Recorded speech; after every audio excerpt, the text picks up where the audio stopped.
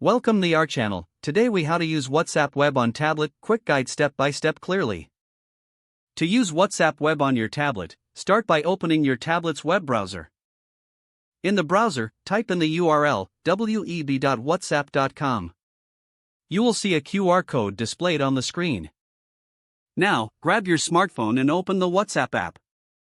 On your smartphone, tap the three dots in the upper right corner for Android or go to the Settings tab for iOS.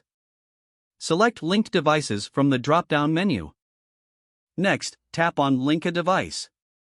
Your smartphone will now open the camera to scan the QR code on your tablet. Align the QR code within the frame on your smartphone screen. Once the code is scanned, your WhatsApp chats will appear on your tablet. You can now send and receive messages from your tablet. To log out, go back to your smartphone and tap on Linked Devices again. Select your tablet from the list and tap on Log Out. This will ensure your account is secure. You can repeat these steps anytime you want to use WhatsApp Web on your tablet. Enjoy messaging with ease. If the page does not load, refresh the browser or try again in a private or incognito window. Make sure you are using the correct email address, then retype it carefully to avoid small typos.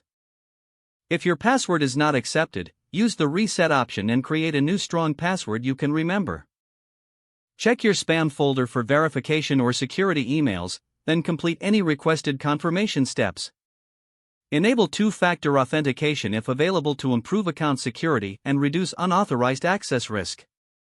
After signing in, review your profile details so your contact information and settings are accurate and current. If you see an error message, note it down and try again after restarting your device and internet connection. Log out when you finish, especially on shared devices, to keep your account and payment information secure. If the page does not load, refresh the browser or try again in a private or incognito window. Make sure you are using the correct email address, then retype it carefully to avoid small typos.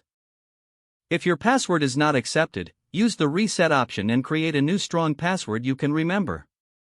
Check your spam folder for verification or security emails, then complete any requested confirmation steps.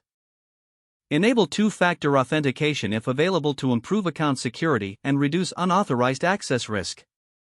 After signing in, review your profile details so your contact information and settings are accurate and current. Don't forget to like this video and subscribe to our channel for more step-by-step tech guides.